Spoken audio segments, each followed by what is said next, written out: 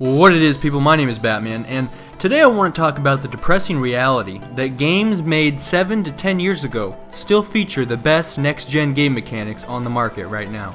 Now, obviously, this isn't about the Halo Master Chief Collection itself. This title as a whole has been tainted. The stain of this launch will probably stick with it for the rest of its relevant lifespan, because that's how it was with BF4, and this launch was significantly worse than Battlefield's. And it's really an ironic shame that what I would consider the two best next-gen shooter games both shot themselves in the foot from the get-go, and because of that, neither will ever see any of the wide praise that they had the potential for.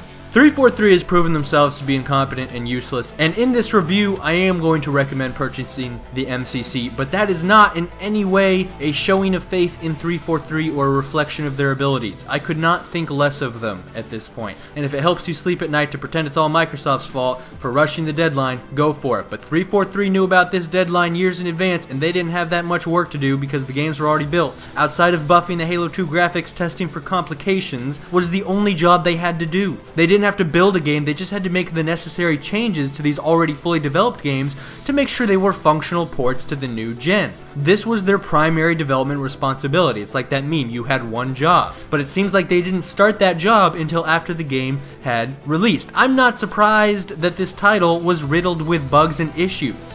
That's what always happens when you port shit onto new engines. I'm just surprised that they didn't foresee that from the get-go, because fixing all of the bugs that pop up when you port something onto a new engine was their sole responsibility with this game, and they failed. The whole thing reeks of incompetence. What this review really is a showing of appreciation for great things that a passionate group of developers did a decade ago, because that's ultimately what is in this game. It'd be like if you had moved away from the hometown of your childhood and you came back for a visit and you ordered a special pizza that is only available locally. Your favorite pizza of all time, the pizza you ate during your childhood.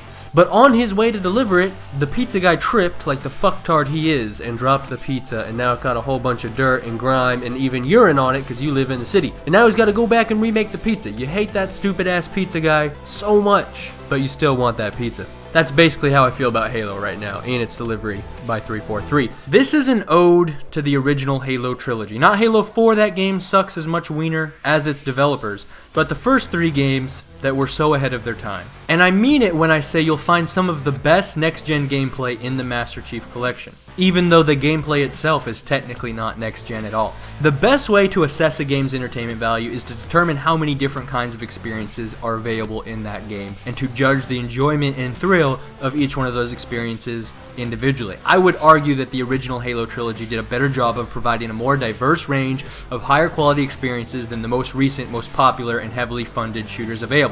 And my basic rationale for why you should spend money on the MCC, even despite its terrible launch, is that the quality of these games has not been matched since, and probably will not be matched again for a long time. Things have changed drastically since the conclusion of Halo's original trilogy. Right after Halo 3, MW2 came out. And I think MW2 is to gaming kind of what that movie Moneyball was to baseball, right? Brad Pitt discovered a new method to assess teams' capabilities, and it completely changed the way baseball teams recruit players forever, and then other sports ended up adopting the same method to some degree or another. It revolutionized sports in general with mathematic formulas. I think MW2 was the same way. It saw its major commercial success by basically simplifying its game to the point that it was so accessible anyone could pick up the game and do very well at it their very first time playing it. They figured out that making people feel like badasses sells games more than any other feature. They made an aggressive play to the human psychology of gamers. It made a lot of fucking money, and ever since then that's been what every other major game has tried to do. Developers and publishers are spending more and more time figuring out how to manipulate how we feel with what I call magic tricks, as opposed to just building a more awesome game. And I think it's taken a toll on the overall quality of games since then. Case in point, Halo 4 itself. Not only did they try to copy COD with kill streaks and class customization, but they also aggressively sought to reduce the skill gap and make as many people feel as badass as possible with magic tricks. For example, this is a clip from a video I made about a year ago.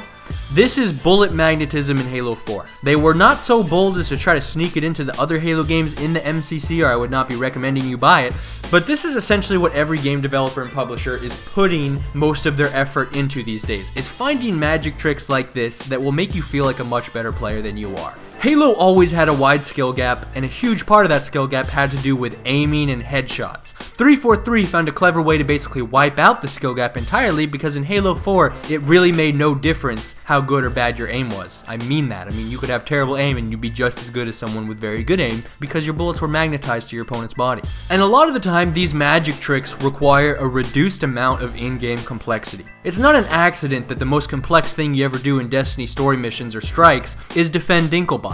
It has to stay simple so that everyone can be very good at it. So Destiny would be a game that I think has a single very high quality experience. The fighting mechanics are fun, but it gets old fast because excluding the raid, the game has basically zero gameplay diversity. Because if more of the game was designed with the complexity of the mechanics in the raid, which I actually think would make it so much more enjoyable and such a great game, it would be too complex, and ultimately that would hurt sales, and that's the grim reality of video games these days.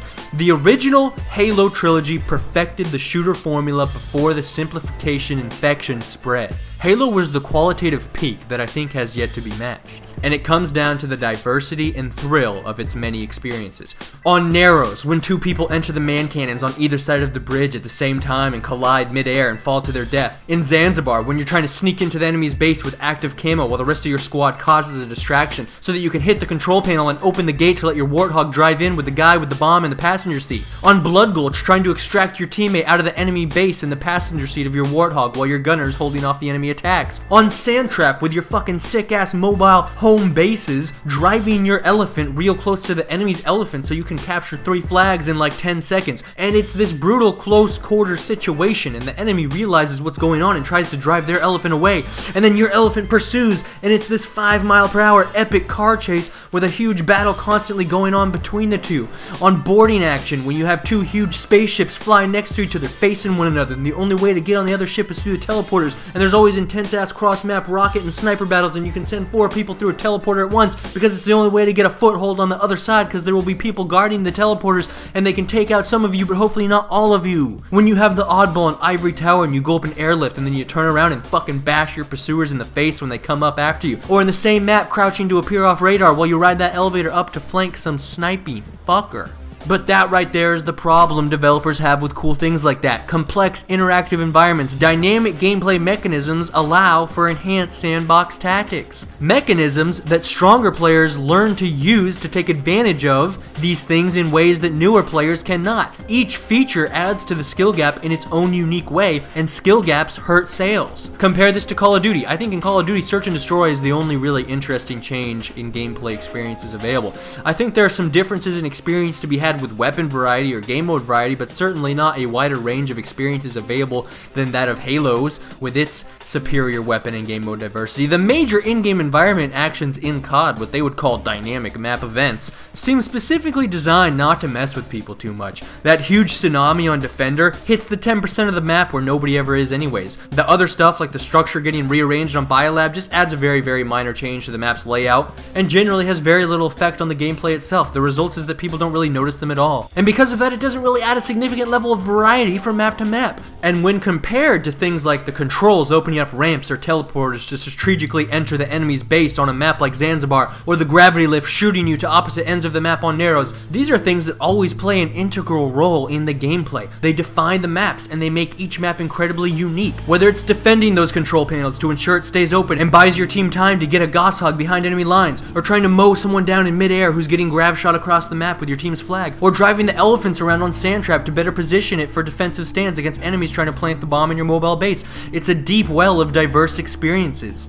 The same fear of too much complexity is basically true for Destiny. It has rotating objects, random structures on Blind Watch or the Burning Shrine that rotate in circles. They're cool, but not that cool, and they're only on 3 maps total. They could have done a lot if they threw in some gravity lifts, elevators, or teleporters, or more vehicles or something, but presently it's honestly like watered down Halo. You can smell their fear of putting in anything that might be taken advantage of by a stronger player in a way that a weaker player couldn't match. The end result is that nobody ever gets pissed off, but there's also a serious drag on replay value. There's less and less diversity from map to map and from game mode to game mode.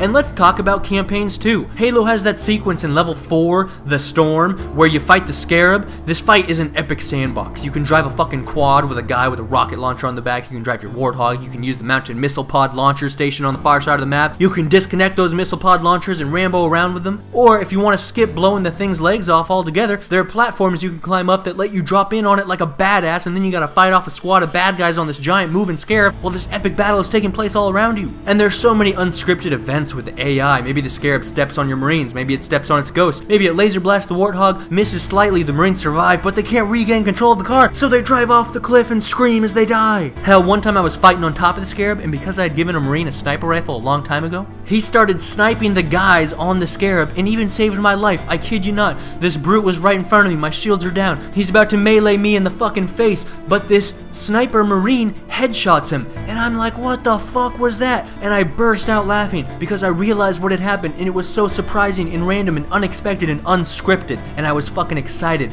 as I went to blow the Scarab's core. And then right after that fight, you have another intense unscripted battle. You gotta push through these rooms with a fat squad of Marines, and if you're smart, you pimp those Marines out with all the best gear you can find, shotguns and rocket launchers and such, and you bring a missile pod in, and then a huge fight breaks out between like 10 of your Marines and dozens of brutes, and it's an epic unscripted battle. You don't know who's gonna live or die, and Marines are dying and screaming, but some of them are ponying and shitting on the brutes, and depending on how well you set them up, they might even be able to do most of the work for you, and if you can keep them all alive, they'll stick with you to the final assault on the anti-air thing, and that entire level from the Scarab through to the AA can and will be a different experience every time you play it. Maybe all your Marines get wiped out in the Scarab fight and you have to go through the next sequence all by yourself. There is so much room for creative engagement in taking advantage of all the options available to you and adapting to unscripted circumstances which can arise uniquely at any given time in any level. Everyone has their own special story to tell from the Halo campaigns about something crazy that happened to them and only them. And it's just not the same in a game like COD or Destiny. Both of these games have some interesting experiences in their campaigns, but it's very scripted and linear. Outside of changes to the difficulty, every single playthrough will be largely identical to the last playthrough. The developers decide exactly how your mission is going to play out. In COD, there's some fun cinematic sequences, but they hold your hand through those parts. They make it very hard to fail. Whether it's laser targeting some shit or manning the turret helicopter or something, they make you feel like a badass even though it's ultimately artificial because those sequences are very hard to fail at, and that's exactly what I mean by playing to your psychology. They want to make you feel like as much of a badass as possible as often as possible, and in order to do that they have to sacrifice most sandbox elements and complexity, which in my opinion waters the game down and degrades its overall quality. But they do this because ultimately complexity can often translate to challenge, just like shooting out the Scarab's legs, and boarding it is challenging, especially when you're on those higher difficulties. But the complexity is what makes it such an entertaining and memorable experience. The only next-gen title that didn't suffer from these simplification problems is Battlefield 4. It had great diversity in its vehicle gameplay and super dynamic and interactive maps, but Battlefield 4 has been permanently tainted by its launch. It became taboo to praise it, and of course now it looks like Hardline is trying to get closer and closer to that simplistic formula by reducing the amount and significance of vehicles, and from what I can tell it has very little in the way of a destructible environment outside of its scripted Levolution events. They're falling in line with the rest of the AAA industry, unfortunately. And that's the thing about Halo, is that it was able to thrive before the era of gross oversimplification. And because of that, Halo had the passion and the resources. That original core Halo staff started making it before it was so easy to get rich making video games. Not everyone got into the gaming industry thinking they were going to get rich overnight. Certainly not that original Halo staff. Back then, people with those kind of programming skills could have made a lot of money doing something else, but they made games because they loved games. The paycheck was an excuse to do what they loved. And they had much more creative control because the publisher deferred to their judgment. So you had this perfect scenario in which talent was complemented by a massive pool of resources so that they could realize the fullest extent of their vision.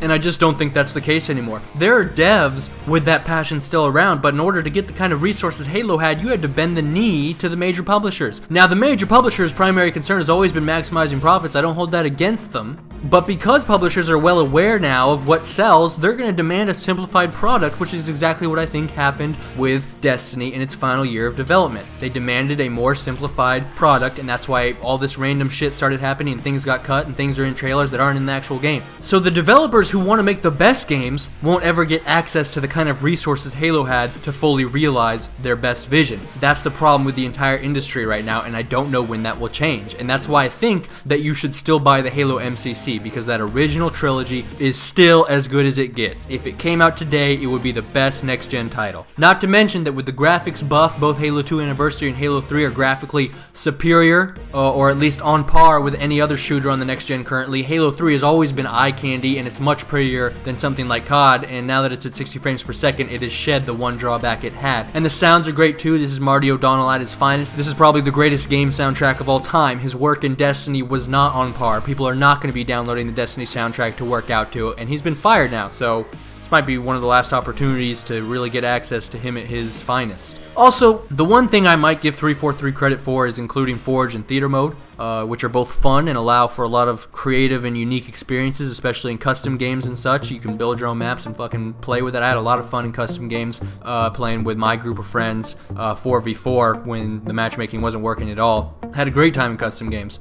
So maybe wait until all the issues have been ironed out. They've made some decent progress at this point. I can play pretty comfortably by myself or in a party of 2. The problems that take a drag on the experience itself usually only occur in parties of 3 and up at this point, but I know that varies from person to person depending on where you live and such, so we'll see what happens. But ultimately, this is the best opportunity you have to relive the greatest shooters ever made. It's not necessarily about 343 or Bungie or who built what or who fucked up what or who's to blame for what. It's about the experience, and the MCC itself will be stained by its launch for good, as it deserves to be, but that shouldn't destroy the lasting, timeless legacy of the masterpiece experiences contained within. And it's the only place you can still get them, and really it's an enhanced experience to what it was back when it was originally released, just because of, you know, graphics upgrades and such. Oh, and those Halo 2 cutscenes are probably the best cutscenes on the next gen as well. If you haven't had the opportunity to fully experience them before, take the time now. They are the games every gamer should internalize. They are collectively a meaningful life experience. And that is really what makes me hate 343 more than anything else, is that not only did they fuck something up, they fucked this up. And what I want to know is, what is your most treasured memory from any of the Halo games you have played? Let's open up that can of nostalgia and binge on it. Please rate. This is Batman, signing out. Wow. I'm about to uninstall. We were literally a fucking... Oh my god. No. That's ridiculous.